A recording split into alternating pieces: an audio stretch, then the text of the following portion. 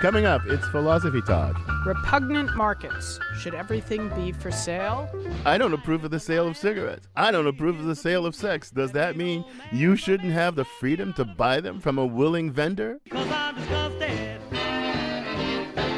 don't sell Tic Tacs for Christ's sake. We sell cigarettes. And they're cool and available and addictive. The job is almost done for us. Doesn't our repugnance suggest there's a moral problem? Or maybe it clouds our judgment about what's right and wrong. Isn't repugnance culturally dependent anyway? How does it make sense to find eating dog meat repugnant, but not eating pork? Pigs are filthy animals. I don't eat filthy animals. Man, but bacon tastes good. I ain't eating nothing that ain't got sense enough to disregard its own feces. Our guest is Nobel laureate Alvin Roth, author of Who Gets What and Why? Repugnant markets. Should everything be for sale? Coming up on Philosophy Talk. Hey, philosopher. Thanks for downloading this episode of Philosophy Talk. And thanks so much for being our partner. You've supported us in the past, and we're really grateful for that support. But we need your help again. We need it now. The fierce urgency of donating now. So here's what you can do. Go to our website, philosophytalk.org, click the donate button, and help us make more of what we know you love. Thanks for listening. And thank you for thinking. And thank you so much for donating.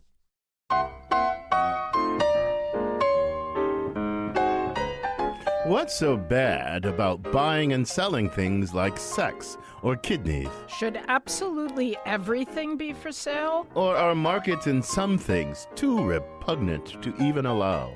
Welcome to Philosophy Talk, the program that questions everything. Except your intelligence. I'm Ken Taylor. And I'm Debra Satz. We're here at the studios of KALW San Francisco. Continuing conversations that begin at Philosopher's Corner on the Stanford campus, where Ken and I teach philosophy. And today we're thinking about repugnant markets and asking, should everything be for sale? Well, obviously not. People shouldn't be for sale. Well, that's the easy case, Deborah, because nobody can own a person. You can't say, oh, well, you don't own. But if I can own it, why can't I sell it? Well, you do own your body. Yet in many places, selling sex is prohibited. Well, but the question is, why should it be? Because it's degrading. Oh, that sounds, I don't know, outmoded Puritanism, Deborah. You surprised me. If two consenting adults, or even more than two consenting adults, want to trade money for sex with each other, whose business is it but theirs? Look, a lot of women go into prostitution because they're desperate. Banning prostitution protects them. Protects them from what? Themselves? Now you're sounding a little paternalistic, Deborah. Oh, come on. From pimps, from exploitation. It's about respecting human dignity. Well, I'm all for dignity. I'm glad to hear that, Ken. Well, but my question is, what do our feelings of repugnance have to do, really? What do they tell us about dignity? Well, people have visceral reactions to violations of dignity. And you trust those visceral reactions? Come on, people used to find the idea of selling life insurance repugnant, of all things. It put a price in human life and then place a bet on when the life would expire. They thought that violated human dignity. And people once found the very idea of interracial marriage or of gay sex repugnant. What about that? Well, okay, I grant you, those aversions were irrational. But we've made a lot of progress. Maybe, but this idea of progress presumes that our aversions, our patterns of disgust, track moral truth better than their patterns did. Why should you think that? I think that they do. But why? I mean, come on, take California. The voters of California, in their infinite wisdom, a few years ago, banned the sale of horse meat for human consumption by a referendum. Why? Well, because eating horses is disgust us and disgust us more than eating cows. Really? Look, I'm not saying we should always trust our visceral reactions, but we shouldn't totally ignore them either. Sometimes they're trying to tell us something morally significant. Maybe, but the problem is that what seems morally significant to you may not seem so morally significant to me. It's so subjective, Deborah. Why should and besides, given that, why should the fact that other people find something degrading, say, like selling sex, determine what I can buy or sell, especially if I don't find it degrading and neither does my economic partner? You know what? It's not just about you, Ken. When you buy a gas-guzzling car or you smoke cigarettes, you impose costs on other people. Oh, okay, I get that point. You're talking about what economists call externalities, right? I mean, harmful effects imposed on third parties who are not involved in some economic transaction. That's precisely what I'm talking about.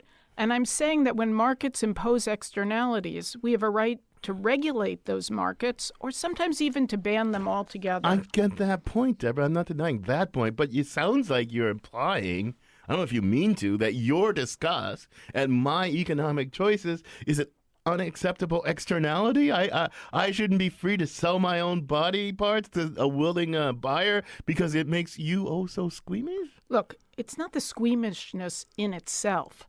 It's the fact that I feel squeamishness is because of the violation of dignity and justice. Well, wait a minute. Slow down. Thousands of people languish on waiting lists for kidneys, hoping against hope for a kidney so they don't die. And they're languishing all because people with delicate sensibilities find kidney markets repugnant. You call that justice, really? Look, is it justice if poor people have to sell their kidneys and only rich people can afford to buy them? Well, maybe some poor people wouldn't be so poor if they could, sell their kidneys to the highest bidder. You know what, Ken? That's repugnant. Kidneys should go to the people who need them the most, not to the people who can pay the most. Look, I'm not a worshiper of markets, anything goes markets. I grant you they need to be well designed, they need to be well regulated, but the problem is we can't just let mere squeamishness keep us from even trying to make markets work. Look, I admit that as long as markets don't diminish human dignity, they're important social institutions. They can do good things. Okay, so I think I see a way forward here. So if we could find a way to strike just the right balance between respecting human dignity and letting the market operate efficiently, maybe we could agree. So well, how do we do that? You got an idea? Ken, that's a complicated question. And to show us just how complicated, we sent our roving philosophical reporter, Liza Veal, who spoke to someone who took a deep dive into the ethics of buying and selling human organs. She files this report. Alexander Berger remembers when he first started thinking hard about inequality in the world. He was a college student taking classes in philosophy and social justice. And I was spending a lot of time thinking about, what are my ethical obligations to the world, obligations to the global poor, and what should I do with my career, and how could I have the most positive impact in the world? This kind of thinking led him to certain action. He remembers learning about factory farms and becoming a vegetarian. He also learned about the shortage of organ donations. So even though he didn't know anyone that needed one, he decided to give up one of his kidneys. Part of the way I thought about it was kind of a relatively easy, cheap way actually to help somebody else. By bearing a 1 in 3,000 risk to myself, I could really give somebody else 10 more years of life. His kidney to him was an abstraction, not something he'd miss or even know was gone. Some people feel much more connected to their bodies than I do. I think Catholic bioethicists feel there's this really important sanctity of the body as a whole that I don't identify with that much. So he decided to do it. He'd undergo a surgery and a reasonable recovery period, and the recipient, a middle school math teacher in rural Pennsylvania, she has 2 teenage sons, would be able to get off of expensive, debilitating dialysis and would expect to live decades longer. It was a gift to her and her 2 children and everyone who loves her. It's beautiful. And yet, every year, fewer than 200 people in the U.S. are like Andrew, altruistic donors, meaning that they donate while they're alive to a stranger. This despite the campaigns to promote donation. I've been waiting 123 days for a heart transplant. 736 days for a heart. I've been waiting for a heart for 500 days. There are tens of thousands of people on the waiting list at any given time. Berger understands that most people don't think about this problem like him. I feel like I'm the weird one, and the idea that I sort of have this burden of consistency and of really thinking things through. I think I kind of recognize that that's not how most people are approaching the world. If there were a legal market for organs, some argue, we'd be able to increase the supply to help meet demand and save lives. But the camp standing in opposition is equally passionate. A donor is a patient. He is not a piece of meat or a piece of Lego. Dr. Gabriel Danovich is a professor of medicine at UCLA and a representative of the Declaration of Istanbul, which calls for the global prohibition of organ trade. That means black markets and even legal ones, like Iran's. It's a medical procedure with complications. As a doctor, Danovich says paying for organs compromises his work. It puts doctors in the position of exploiting people who need money. Because while altruistic donors almost always feel good about what they do, basking in what he calls a halo effect, when people give up organs out of financial necessity, he says they experience it as harm. Those who have donated for money uniformly have depression, impaired self-worth, increased incidence of divorce, etc., etc. He believes money also compromises the safety of the procedure. Organs from paid donors, they're much riskier because paid donors, when there's money involved, may not be telling the truth. Meaning they may not disclose their risk factors if it could prevent them from being approved. But most of all, he just doesn't believe it will work. He predicts that legalization wouldn't result in more organs becoming available. Commercial living unrelated donation displaces non-commercial living unrelated donation. It doesn't add to it, it takes away from it. That's because people only give up organs for their loved ones because they have to. When a market is introduced, data shows that people will use that market and opt out of unpaid donation. Though with any of this data, it's hard to compare legal and illegal organ markets in other countries with hypothetical ones in the US. But fundamentally, Danovich says it's cruel and repugnant to decide as a society to exploit the fact that some people have to resort to selling their body parts. If we want to help poor people, he says we should help poor people, not offer them money for their organs. Is that a society we want to live in? That for a poor person, in order to pay for their mortgage, is that our response to our society? That because you're foreclosing a house, you're going to sell an organ? That's the argument that counts when it comes to public opinion. But the problem with this argument is it's hard to pin down what makes paid organ donation different from any other paid labor. Almost none of us do what we do for money freely, and plenty of it involves bodily risk. We do it to survive. For Philosophy Talk, I'm Liza Veal. Thanks for that morally enriching tour through the world of organ donation around the world, Liza.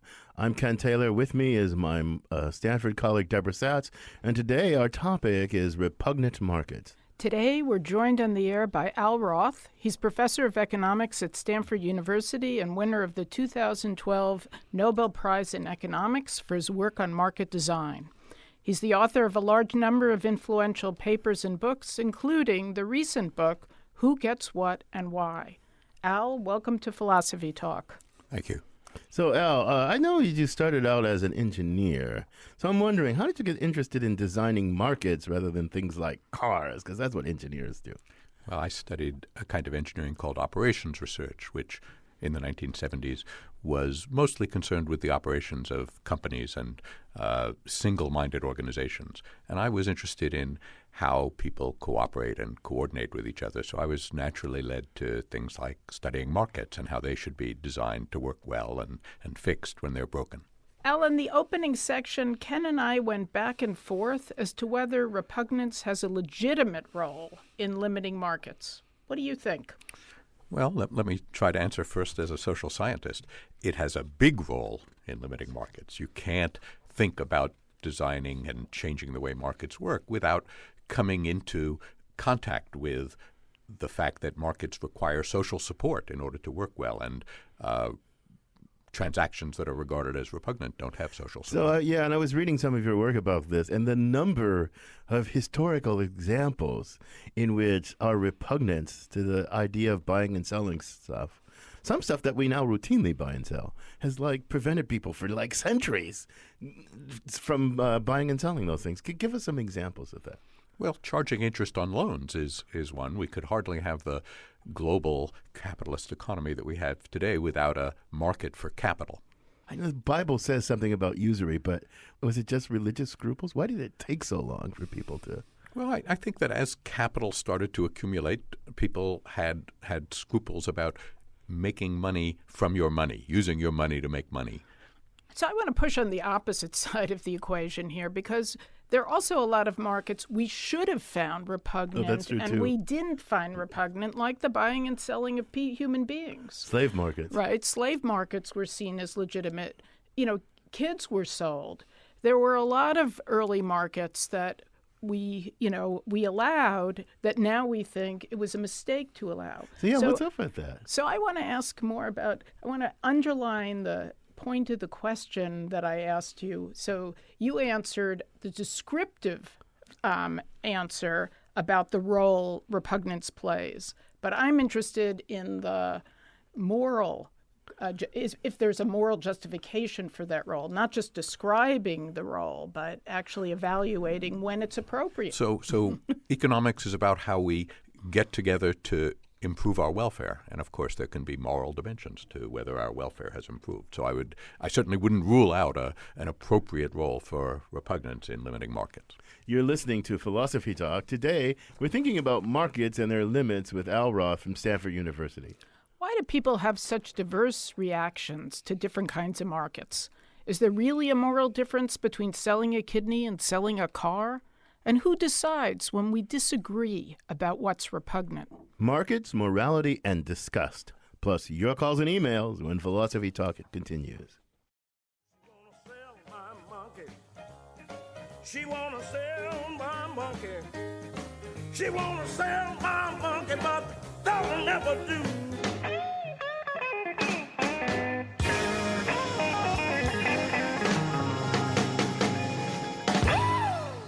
If her selling your monkey is giving you the blues, maybe the monkey shouldn't be for sale. I'm Ken Taylor. This is Philosophy Talk, the program that questions everything. Except your intelligence. I'm Debra Satz, and today we're probing the idea of repugnant markets. Our guest is Al Roth from Stanford University. He's a Nobel laureate in economics and the author of Who Gets What and Why. So Al, I want to pick up on the kind of question Deborah was getting you to address. I want to put a different spin on it, though. So our ancient, our predecessors, there were things that they wouldn't buy and sell that we gladly do. There were things that they would buy and sell that we wouldn't, like slaves, human slaves, children, child labor. Okay. From an economist's point of view, is this just, fads change, culture changes? Or is there some principle that we can appeal to say, well, those things should be marketed and those things shouldn't? Or is it just, the culture, the fads, the emotions of the moment? So trade in slaves wasn't trade that was voluntary on the part of every party. Right. So I think it's very different to talk about trade in slaves than to talk about whether, if you wanted to give me a kidney, whether I could pay you for it. Yeah, very different. But I'm still wondering, okay, so let's rule out the case of slaves. They were really bad about that. But I still suspect there are things that we think shouldn't be marketed that they marketed and things that should be marketed that they wouldn't. And I want to know how to decide. What's really the role of repugnance in deciding what it's legitimate to buy and sell? Okay, I want to also just, because you said rightly that the slave market wasn't a voluntary transaction between two parties, the notion of voluntary is arguably a normative, it's a moral idea. And there's a question when somebody is desperate, whether or not an exchange that somebody makes in conditions of desperation or a very asymmetric bargaining position is really best understood as a voluntary position. So do economists think about this? If you're thinking about markets as voluntary transactions, do you kind of probe what you mean in these cases by voluntary? I think economists think about that at least a little bit. If you point a gun at me and say your money or your life, that might at the moment be a voluntary transaction, but you pointed the gun at me. There's a problem there. Yeah, but I want to get back to, okay, yeah, I get that. So we could probe the notion of voluntary, but it's not that anything voluntary goes in terms of whether we find it repugnant. Kidney markets, you might say they're desperate, but go back to the example I read about in your thing, in life insurance markets. right? I mean, some insurer sells me insurance. I buy the insurance. It's all voluntary, right? I buy it with the idea of ensuring my family's well-being after. The repugnance doesn't have to do with the non-voluntariness of it.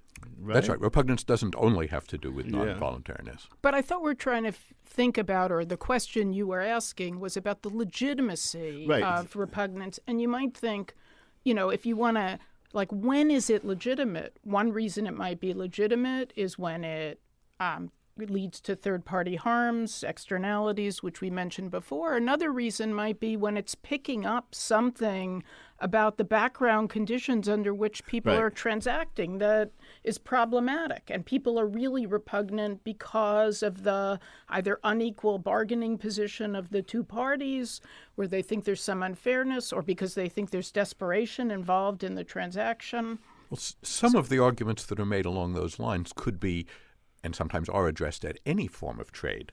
And by and large, as an economist, I'm here to tell you that a lot of the progress that human beings have made in the last 10,000 years since the invention of agriculture come from trade. So, of course, we are legitimately think about limits on trade, but we shouldn't draw too broad a brush. But wait a minute. Okay. I still want to get at this legitimacy thing in another way. Here's something else that happens. Think kidney markets, right? Many people. I was reading the script to some friends, and I read our opening question: should sex and kidneys be free? They were like, yuck, right? Okay. Many things we think shouldn't be for sale. And why? Well, you could donate. You could donate your kidney. Nobody goes yuck at a donated kidney. They go yay to the kidney donator. Why is it so? That's if it's out of altruism, people say yay. But if I'm out of an economic bargain where my self-interest is implicated, people go boo. Why is that? Why is it worse to do something out of self-interested calculation than to do that very act out of altruistic calculation? I don't know the answer to that, but surely that was part of what was at issue in thinking charging interest on loans was illegitimate. It was that somehow money is a different way of relating to each other than some other kinds of relations. Right, and we do think that, money can be an inappropriate way of relating. I could bring you a bottle of wine for dinner, or I could write you a check. And true. Those seem like very different acts. Yeah, that's true, but it doesn't seem... If I were to write my guest a check, my host a check for the dinner, that seems crass or something. I don't know what it seems. It seems really inappropriate, but not repugnant in the way that kidney sales are. So I want to go back, though, to... So you responded to the worry about background unequal conditions about trade by saying, look, but trade has produced these wonderful things.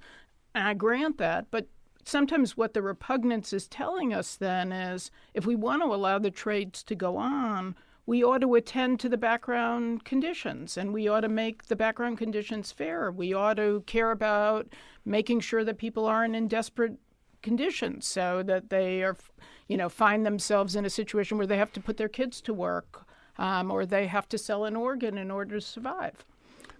It's certainly good to try to address those conditions. It's not always clear that we should wait until those conditions have been addressed to address the problems of the people who have those difficulties today. Obviously, it would be great to have a cure for kidney disease so that we didn't need to do any transplants. So, Debra, I want to ask you a question. Do you believe in what I think Leon Kass calls the wisdom of repugnance, where our repugnance is like this indicator, this non-rational indicator of the moral good and the moral bad, and we should attend to it even if we can't fully justify it? I think that lots of our repugnance is irrational. So I think we want to, actually distinguish, when is there something behind the discomfort people feel with a certain kind of transaction, and what is the basis of it, and then can we address it? Sometimes we can address it through regulation. So, for example, by, externalities, we can price the cost of the externalities and absorb them into the market. sometimes we can't. And, in those cases, we have reason to worry. So, Al, I wonder what you think of that kind of answer as an economist. I mean, how does the economist, the philosopher is going to worry about what the repugnance is telling us and when it's a legitimate indicator and when it's an illegitimate indicator and when we should ignore it. That's what the philosopher is going to worry about. But what about an economist? Are you going to worry about that? I worry about that, but I noticed that repugnance is highly variable. So here in California, surrogacy is fully legal. In other states, surrogacy is legal, but you can't pay for it. And in other countries, it may be entirely illegal. So it's not a human constant that we all find the same things repugnant. Which makes it very hard for you as an economist to deal with. Is that what you're saying? It makes it hard for me to think that repugnance itself is a reliable guide. Right. You're listening to Philosophy Talk. We're talking about repugnant markets. And Michael, all the way from Boston's on the line. Welcome to Philosophy Talk, Michael. Hi. I'm wondering, or I've often wondered, why at least what in America is called a libertarian, in Europe it would be a right libertarian, is not an anarchist. Because you were talking, the economist was talking about things being voluntary and about the progress that has been made because of trade, but why should those be given any particular weight?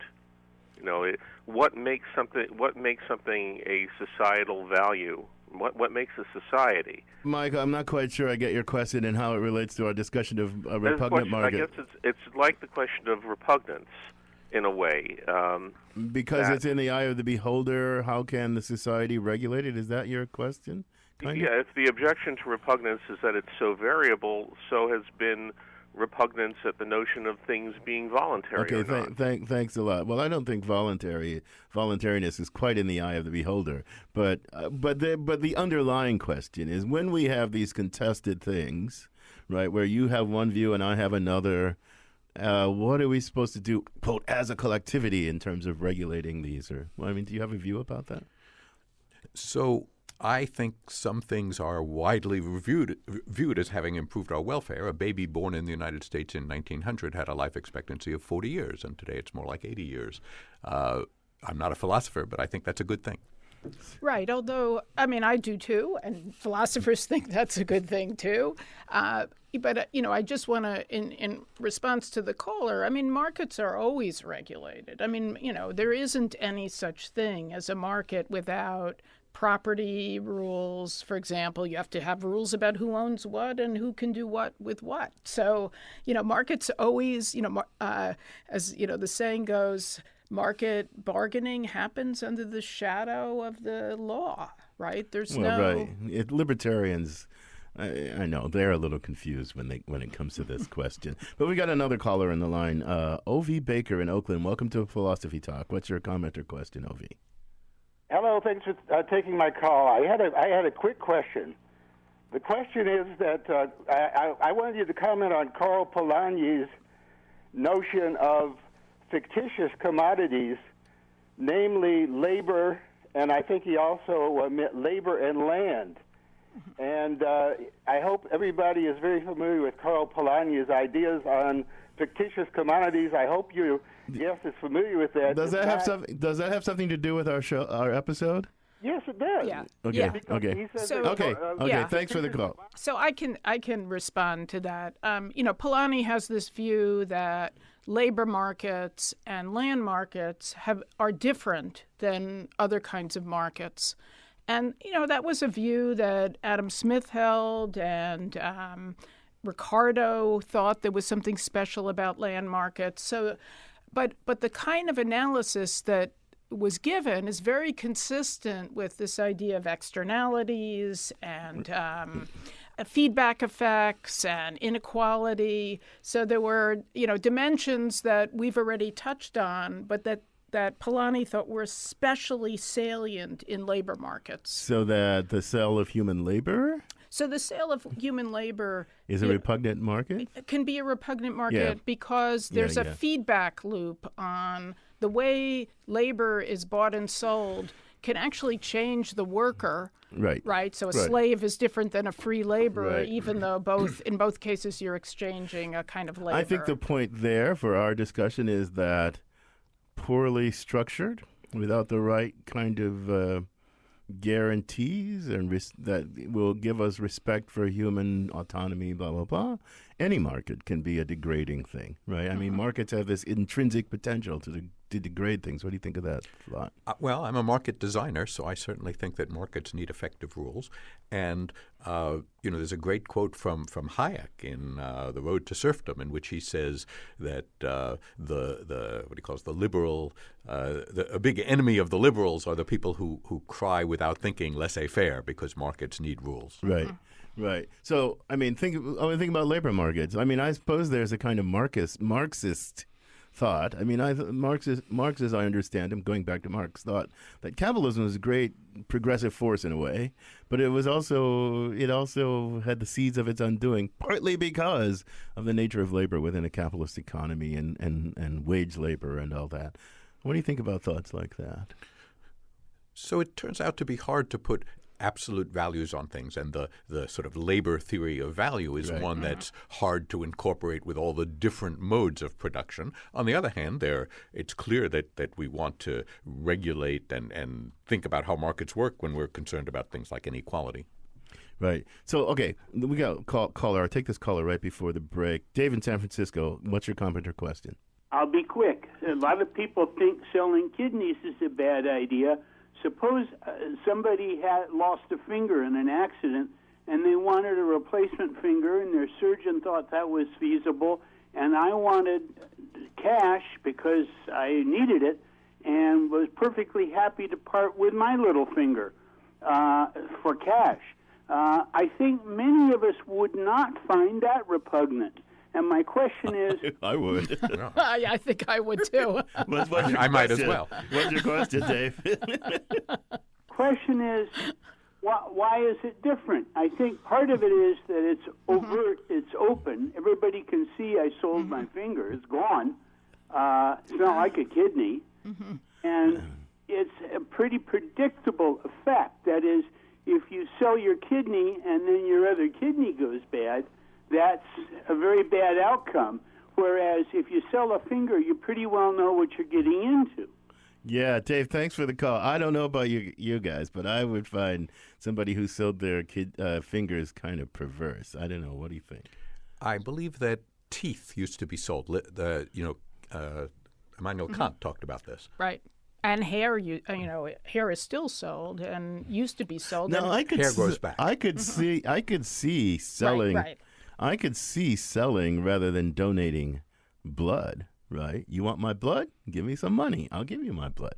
I could see that because it's a replenishable supply. Well, why not blood markets? Do people have objections to blood markets? They do indeed, and in most places, whole blood is given voluntarily, but plasma is sometimes bought and sold and sometimes given for free. Canada is just in the process of passing laws against paying for plasma, but Canada buys tens of millions of dollars of plasma products each year from the United States, where it's okay to pay donors. You're listening to Philosophy Talk. We're exploring the topic of repugnant markets with Al Roth, author of Who Gets What and Why. Can we change the way that people react to markets? And can we make repugnant markets less repugnant? What should we do when repugnance prevents a useful market from forming? Making moral markets, when Philosophy Talk continues.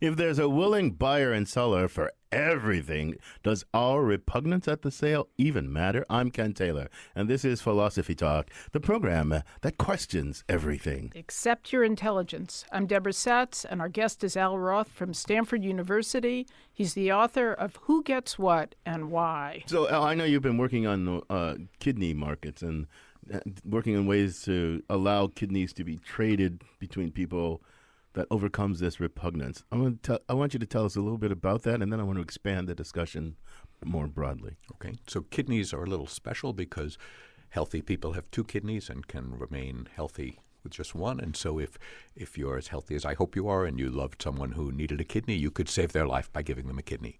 But sometimes you're healthy enough to give a kidney, but you can't give it to the person you love. And if I'm in the same situation, it might be that I can give a kidney to your patient and you can give a kidney to my patient, and we can save two people's lives that wouldn't otherwise be So saved. we trade donors in a sense, right? Yes. Right. So, I mean, that sounds cool.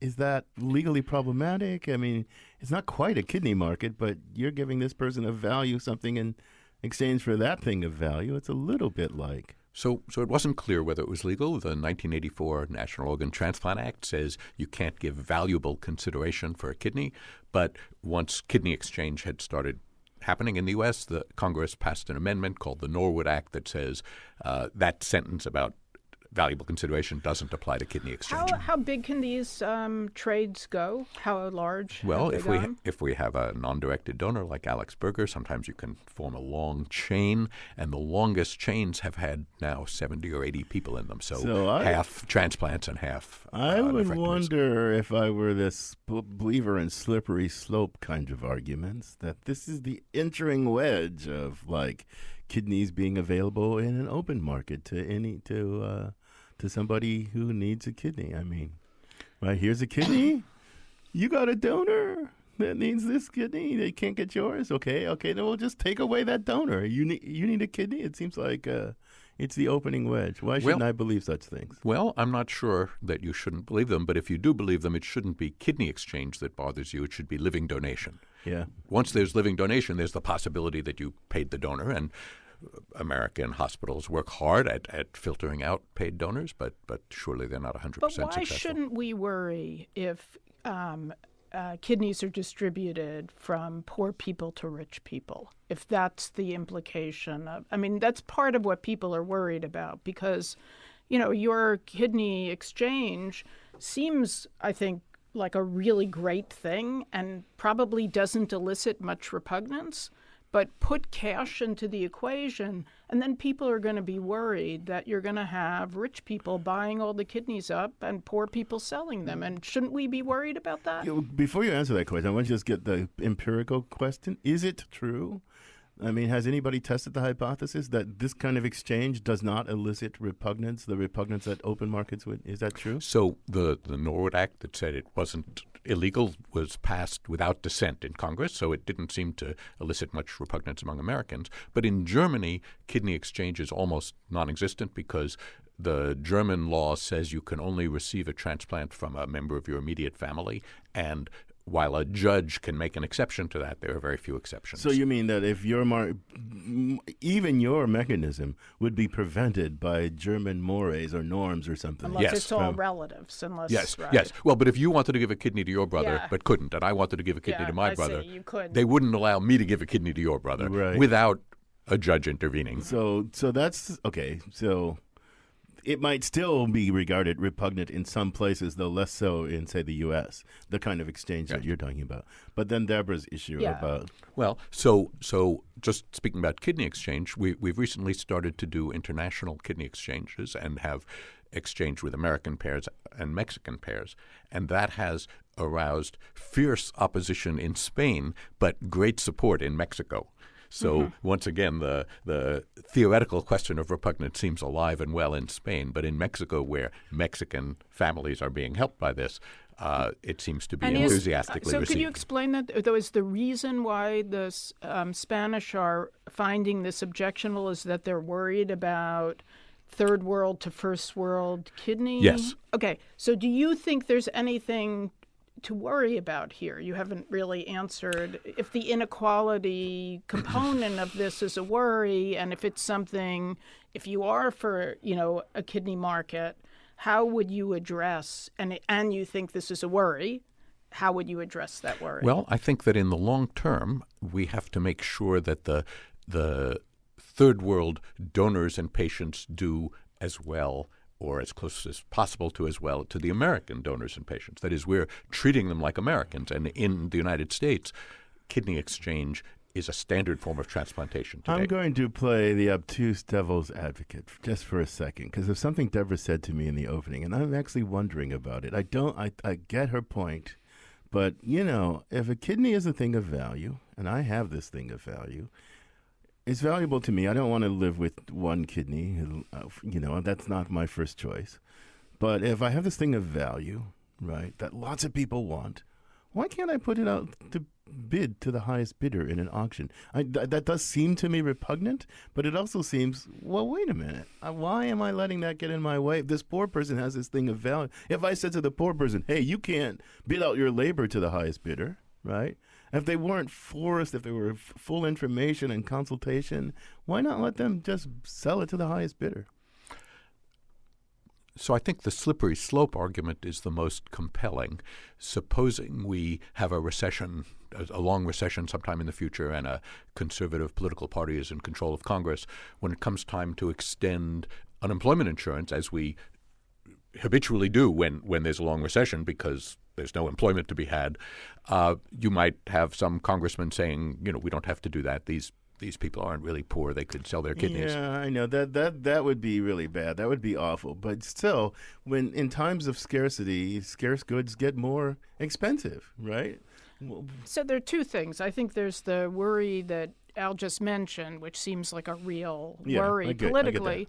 But there's still the question, should kidneys be distributed on the basis of ability to pay as opposed to who has the most urgent need? And, I mean, supposing rich people want to collect kidneys as like art objects on their wall and they're willing to pay a lot of money to buy them, right? And then they just like display them, or maybe they want to destroy them. We don't think that's appropriate. We don't think people should be able to buy these things and like burn them or destroy them. So that's equality on the right side, as it were, on the demand side. But it's also about what's the norm that ought to govern how these things are distributed. I get that. I get that. I get. So that's a distributive concern for distributive justice, and that seems right.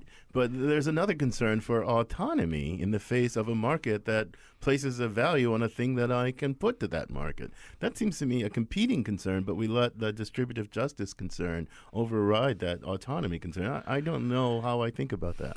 Well, so I think about markets as having components of both supply and demand. Right. And right now, one of the big problems in the developed world is a shortage of supply of organs. There are 100,000 people waiting for a deceased donor kidney transplant this morning, but we only do about 13,000 of them a year. So the wait is long and dangerous. Thousands of people die while waiting. But we give out the available kidneys according to bureaucratic administrative ways that are designed to be equitable. So one thing you could do is not have individuals negotiating over kidneys. You could allow the federal government to be the buyer of kidneys in the United States and then distribute them the way we distribute kidneys now. The technical term for that is a monopsony. But here's a slippery slope concern. Could somebody be worried that once you allow the government to buy it, somebody might say, like, why can't I buy it? Mm-hmm. And incidentally, there are black markets around the world where black markets around the world. That's another thing. If wishing it were so could make it so, that is, that's one of the about prohibition and the drugs. We think, we're going to outlaw the selling of drugs and we're going to put prison sentences around there and we're going to outlaw the selling of liquor. Yeah, right. You know what happens? We just drive it to the underground economy. We're going to outlaw the selling of sex for money, trading of sex for money. You know what happens? It still happens. It goes to the underground economy, and all these other social costs come to bear of imprisoning and policing. It's a mess. But sometimes we do close down a black market. So if I think about the markets in child labor, that's been pretty effectively closed down in the United States. But sometimes not. I'm going to focus on the sometimes not, and like bound to fail, right? So what do we do about that when we say, let our moral scruples get in the way of allowing drugs to be bought and sold, or sex to be bought and sold, or kidneys to be? All we do is say, okay, black market, do your darndest. Right. So I think we're pretty much agreed that using heroin is not good for anyone. And we have laws against it with heavy penalties, and the theory behind those laws is that no one should use heroin and the prisons should be empty and there should be no overdose deaths. And as you pointed out, philosophically speaking, that's not what's happening. Mm-hmm. So I think that it's our obligation to think about what we should do in the situation we're in. Which means to say, I think our aversions, our atavistic aversions and repugnance and disgust can only be the entering wedge to the conversation. Once the conversation gets going, they have almost no real weight. That's a provocative thought, but I think we should just leave them behind. What do you think about that, Deborah? Yeah, I'm with you on that. But I want to say they're a beginning. they're a beginning that maybe we dismiss because we think, in the end, there's nothing behind it. It's irrational. It's like, why distinguish between eating horses and eating cows? That there's really no good reason. It's the opening wedge, but sometimes we're picking up on something else, like an externality, like some potential for harm, like background conditions that are problematic. I think we agree about that, but what do you think as the economist? Let this be the opening wedge of a conversation, but not the end of it. I think that's a good formulation. I think in thinking about repugnance, it also helps to think about paternalism. We often don't like you telling me what I shouldn't do, but if you didn't tell your children what you shouldn't do, we might take them away from you because you'd be an irresponsible parent if you let them play on the freeway. So, Al, on that note, I'm going to thank you for joining us. This has not been a repugnant conversation. It's been an uplifting conversation, and I've really enjoyed it. So thank you.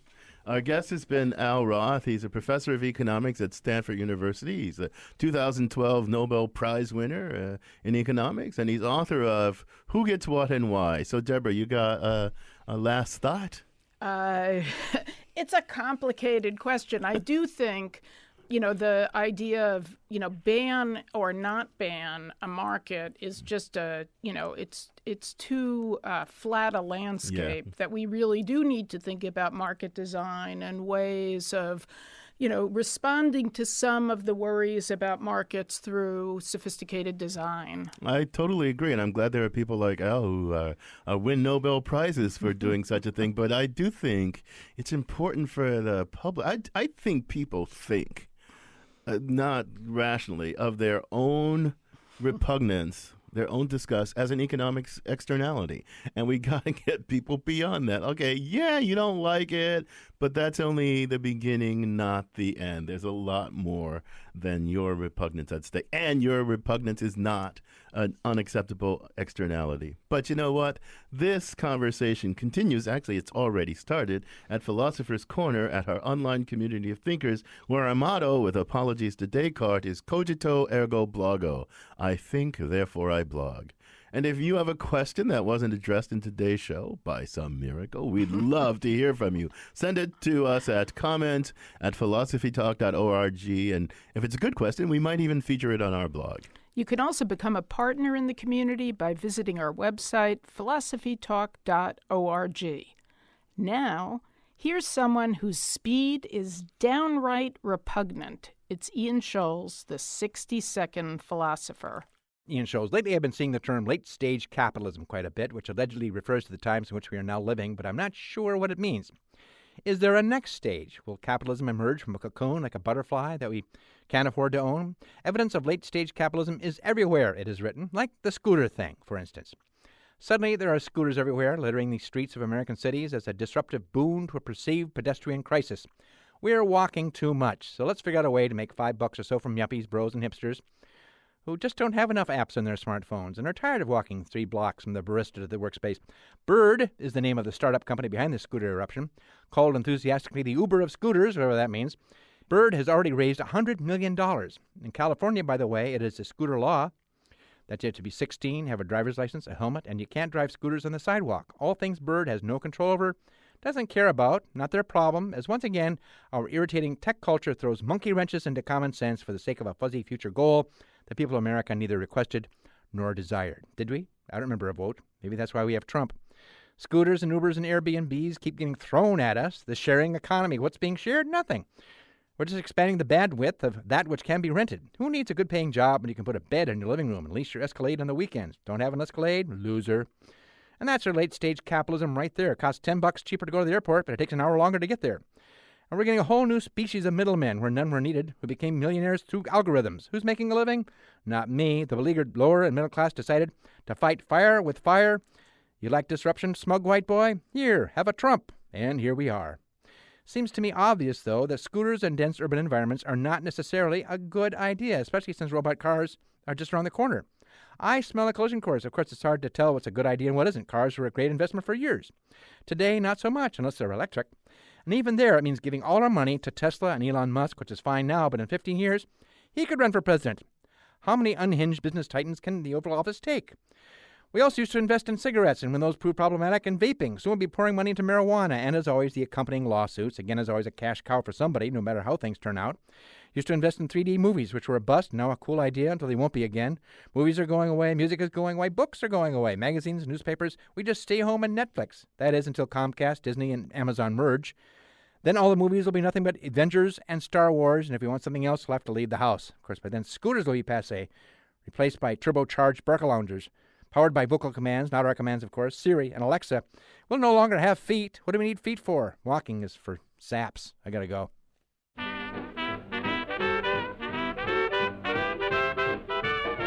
Philosophy Talk is a presentation of KALW, Local Public Radio San Francisco, and the trustees of Leland Stanford Junior University, copyright 2018. Our executive producers are David Demarest and Matt Martin. The senior producer is Devin Strolovich. Laura McGuire is our director of research.